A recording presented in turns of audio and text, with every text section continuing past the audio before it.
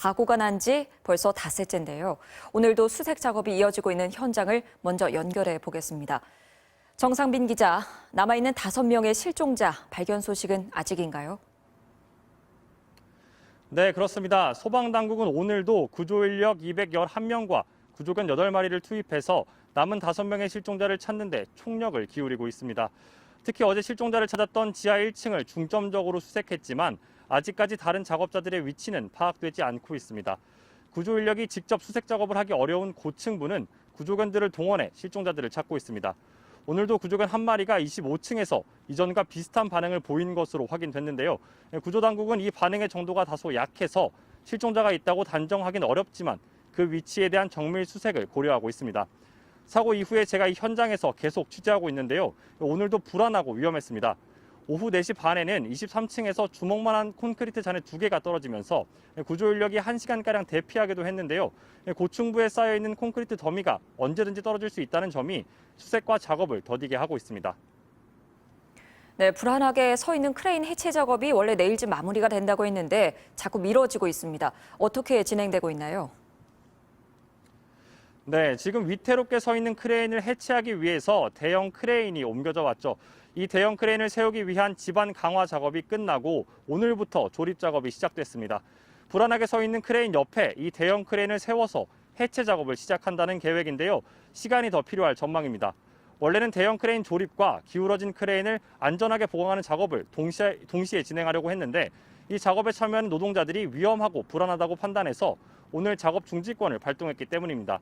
우선 내일까지 대형 크레인 조립을 마치고 기존 크레인이 넘어지지 않게 보강하는 작업을 이틀 동안 진행하고 나서야 다음 주 금요일에 해체 작업이 끝날 전망입니다.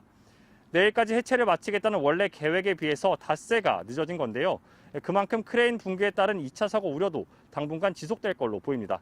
지금까지 광주 아파트 붕괴 사고 현장에서 MBC 뉴스 정상빈입니다. 네, 보신 것처럼 사고 현장은 추가 붕괴가 우려돼 매우 위험한 상황입니다. 무너진 아파트에 붙어있는 크레인을 해체해야 구조 작업이 더 빠르게 진행될 것으로 보이는데요. 그저 지켜볼 수밖에 없는 실종자의 가족들은 애가 탑니다. 김철원 기자의 보도입니다. 콘크리트가 떨어져 나간 아파트 최상층. 삐져나온 철근이 어지럽게 얽혀 있습니다. 그 철근에 붙어있는 콘크리트 잔해는 금방이라도 떨어질 듯 위태롭습니다.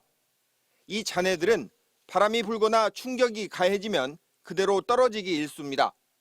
그래서 광주시는 낙하물이 떨어지는 것만을 관찰하는 별도의 신호수를 두고 있습니다. 잔해가 떨어질 때마다 호루라기를 불고 사이렌을 울려 현장에서 작업하고 구조하는 사람들에게 경고를 보내고 있습니다. 아래 작업은 안전이 우선이기 때문에 단축조가 이걸 202동에 배치해서 운영 중에 있고요. 또 경보를 말하는 경보조를 또 따로 운영하고 있습니다. 여기에다 기울어져 있는 크레인이 언제 쓰러질지 모르고 또 위태롭게 서 있는 벽체 같은 구조물이 추가로 떨어져 나갈 수 있기 때문에 잔해물 걷어내는 작업과 인명 수색 작업은 매우 더디게 진행되고 있습니다. 사고가 난 지 오늘로 닷새째지만 걷어내야 할 잔해의 10%도 치우지 못했습니다. 사고 현장에서는 곳곳에 위험 요인이 있고 구조 환경도 어떤 재난보다도 전례 없이 복잡하고 어려운 상황입니다. 실종자 가족들은 수색 속도를 끌어올리기 위해 구조대를 보호하는 장치를 설치해달라고 현대산업개발 측에 요구했습니다. 대원들의 안전을 위해서 투입을 못하니까 현산 측에서 그 가림막 장비가 있다 하더라고요. 그거를 투입을 해주기로 했는데 저희는 하는 줄 알았어요. 근데 아직도 설치가 안 됐습니다. 아슬아슬 위험한 작업 환경과 여전히 미온적인 현대산업개발의 태도에 한시가 다급한 실종자 가족들의 가슴은 타들어가고 있습니다. MBC 뉴스 김철원입니다. 사고 원인을 찾는 경찰의 수사도 진행 중인데요. 현대산업개발의 부실 시공 정황이 속속 드러나고 있습니다. 콘크리트 타설을 하면 하중을 견디기 위해 동바리라고 하는 지지대를 촘촘히 설치해야 하는데요. 이 동바리가 설치되지 않았던 것으로 드러났습니다. 우종훈 기자가 취재했습니다. 붕괴된 광주 현대 아이파크 아파트 꼭대기. 붕괴 직전까지 타설이 한창이었음을 보여주듯 굳지 않은 콘크리트가 보이고 무너지지 않았다면 거실과 방으로 쓰였을 공간은 뻥 뚫려 천장과 바닥만 드러나 있습니다. 사고 당일 작업이 이루어진 곳은 최상층인 39층 바닥면. 콘크리트 타설 작업을 하면 그 무게를 견디기 위해서 보통 2-3층 아래까지 하중을 버티기 위한 지지대인 동바리를 세워야 하지만 현장에서는 동바리가 보이질 않습니다. 그 아래층, 또 그 아래층도 텅 비어 있습니다. 동바리를 충분히 더 여유 있게 해라. 이런 것들을 매우 눈으로 완전히 꼼꼼하게 봐줬어야 되는데 전혀 이루어지지 않는 현장인 것 같아요. 부실 시공 정황은 또 있습니다. 붕괴 아파트 35층 바닥면 콘크리트 타설은 작년 11월 23일에 이루어졌습니다.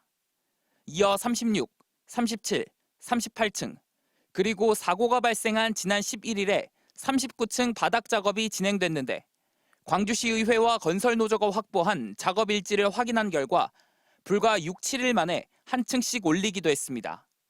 전문가들은 추워진 날씨를 감안하면 2, 3주의 양생 기간이 필요한데 이것이 지켜지지 않은 것이라고 지적합니다. 2주에서 3주 정도를 견뎌줘야 되는데 일주일에 한 번씩 올리다 보니까 실질적으로 그 밑에 있는 층들은 강도가 안 나오겠죠.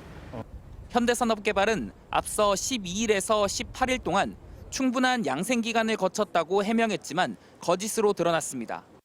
그리고 오늘은 콘크리트 강도에 문제없어 동바리를 제거했다며 작업 일지는 수사 중인 사안이라 확인해 줄 수 없다고 해명했습니다.